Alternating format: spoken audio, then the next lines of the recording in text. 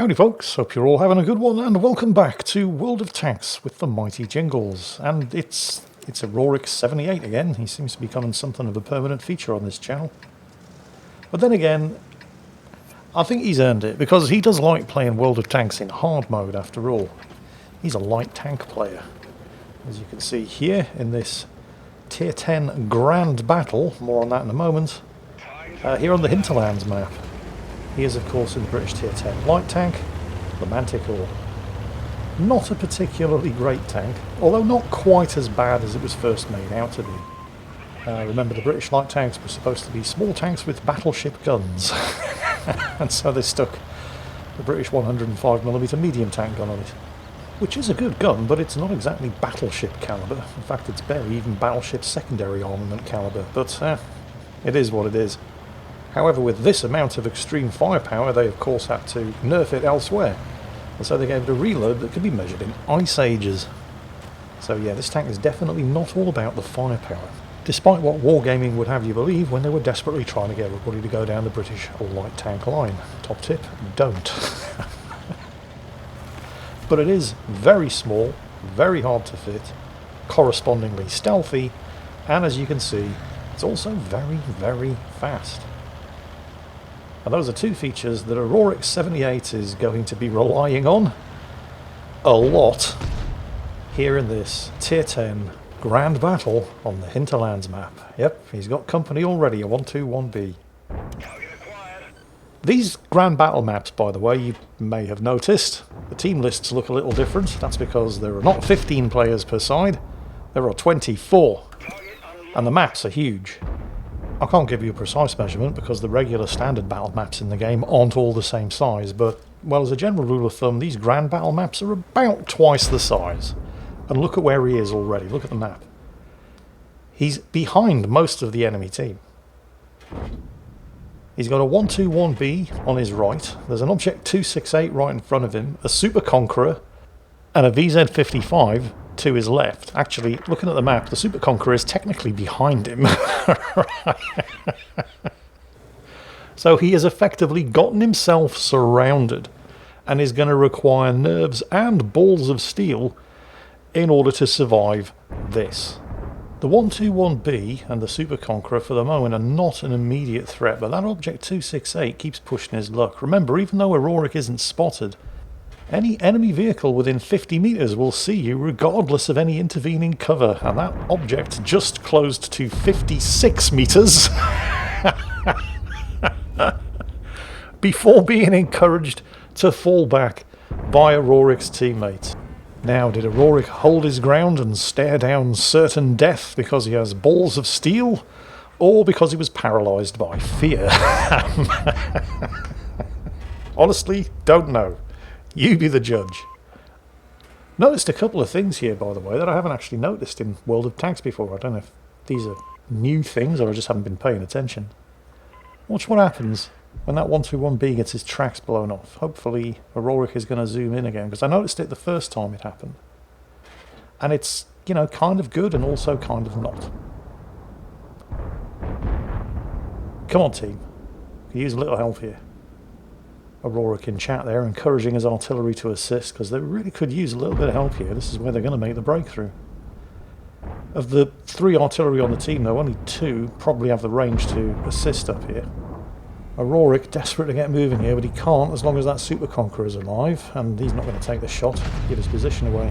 Object 268 still alive as well, on about 800 health, and this 121B is proving to be very, very annoying, although artillery are coming to his assistance. Disappointingly, the Super Conqueror still hasn't been killed. But what I noticed, it's to do with this 121B. We're going to see when it gets its tracks blown off. Watch this. Again, this is something I haven't noticed before, so either it's new or I just haven't been paying attention. There it is. Do you see the tracks unspooling? Despite the fact that the drive wheels weren't moving. One, it's nice that they've added animation to when you detrack a tank, but well, I suppose the weight of the tracks could have pulled them off. You know what? It's fine. It doesn't matter. It's just nice that they've at least made an effort. Oh, the 121B is the last one left alive up here. Get this thing killed. And again, thank you for the assist artillery. And Aurorik can make a move. There we go. Right. And now it's zoom zoom. There's a quick evasive circle just in case he got spotted, and the 121B, Object 268, Super Conqueror and VZ55 weren't the only 4 enemy vehicles up here. And now it's pedal to the metal, taking advantage of the low ground wherever possible. Something that, I mean, look at the low profile of this thing. It's not difficult to take advantage of low terrain in this thing. And off he goes. Ah, there's a Jaegeroo in the woods. That's kind of bad.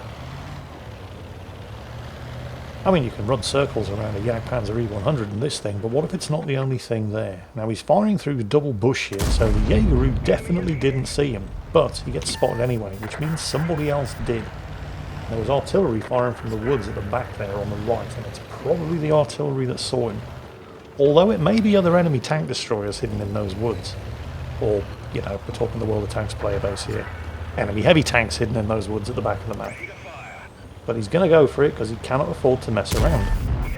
They're running out of time. Have a look at the other end of the map, where the enemy team are basically doing the same thing down in the south that he's doing up here. Now he's got some backup arriving, but they're slow getting here. He's trying to keep the Jaegeroo between him. I mean, there's nothing you can do about enemy artillery shooting at him, but he's trying to keep the Jaegeroo between him and anything else. And oh, that looked like a really big hit from the ship barn. And then the S-tank arrives, and well, yeah. Is that firing on the move in an S-tank? If it was, that's pretty impressive, but we can't dally around congratulating ourselves. The enemy team, despite the kill on the Jaegeroo, have just pulled 3 kills back. The scores are now even. Although, I think we're about to do something about that. Yep, there we go. And it's the S-tank again. Putting the team ahead by 1 kill. But, again, there's still plenty to play for here, because while they're basically right at the back of the enemy side of the map here, and oh, there's artillery right behind that hill. I don't know if you just saw the tracer. The enemy team are doing exactly the same thing down at the other end of the map. So despite the slaughter, this is probably going to be a rush. Let's see which team can cap out first. 1 artillery spotted over there, and again confirmed, tracer. 2nd artillery right over the brow of that hill, probably in the woods at the back. They've now gone 3 kills up. Let's see if we can make it 4. Oh, no, the enemy team have got themselves a kill as well. Knocked out a Leopard 1. Right, let's see if this guy's paying attention. Probably not, although he probably is now. Look at the reload on this thing. British light tanks. Have you ever been driving a light tank and in this kind of situation where you're thinking, wow, I hope I can reload before that artillery?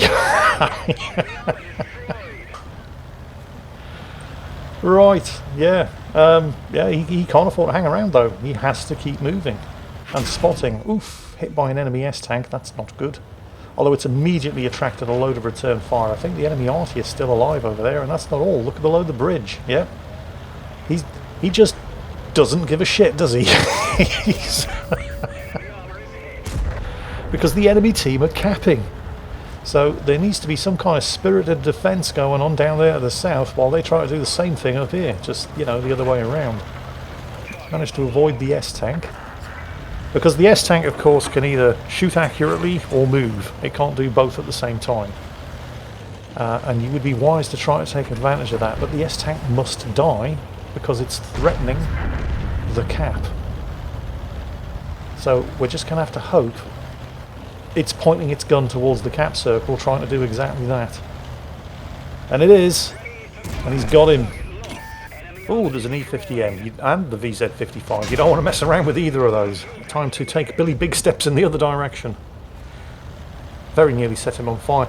A lot of light tank players under these circumstances would immediately rush into the cap circle and attempt to directly assist with the cap. And that, well, I'm not saying it's a bad idea, it's situational, but the tank that's capping is a Leopard 1. Possibly one of the only machines in this battle that has armour as bad as Aurorik does. So he needs to prevent anybody from getting shots at the Leopard 1, and he ain't going to do that by sitting in the same cap circle as the Leopard, because the Leopard can spot targets from the cap circle just as well as he can. He needs to spot them and encourage the team to shoot at them before it gets that far. Oh shit. This is fine. But the E50M only needs to get 1 shot. Wow. How did he fuck that up? How do you shoot at, hit, and fail to penetrate a Leopard 1 with an E50M? Seriously, genuine question. Or maybe he missed, I don't know. It looked like there was a bit of a low wall there. Maybe the shot went into that. All you had to do was wait 2 seconds and guarantee the shot. And, well, I'm not saying you would have won because Aurorik's team are winning 23-14, but you'd have at least gotten yourself a defender medal. But no. To be fair to the E50M, he was under considerable pressure at the time, but still, how exactly do you fuck that up? You'd think, wouldn't you, that with 48 rather than 30 tanks in a battle on maps twice the size of regular standard battle maps, that the battle might actually last a bit longer than normal, but nope. Still over in 10 minutes. Although, to be fair, that is about 2 minutes longer than the average standard battle in World of Tanks anyway, so yeah, it did last a little bit longer. And that's an ace tanker, again, for Aurorik 78, again playing the game in hard mode in light tanks, actually playing the game in super duper extra special hard mode in British light tanks. How does he do it? Well, he does it by having balls of steel, giving no shits, and being able to think and breathe at the same time, an extremely dangerous trinary combination that is all but mandatory if you plan on playing light tanks well in this game. And getting more than 8,000 combined direct and spotting damage as well didn't hurt. All of which combined to make even a British light tank look good. You know, they say it's not the tank, it's the driver. I'm starting to suspect they might be onto something. So, yes, Aurorik, 78. In the Manticore, getting himself an ace tanker in a Tier 10 Grand Battle on the Hinterlands map. I'm sure we'll be seeing more of him again in the future. In the meantime, hope you enjoyed it, and as always, take care, and I'll catch you next time.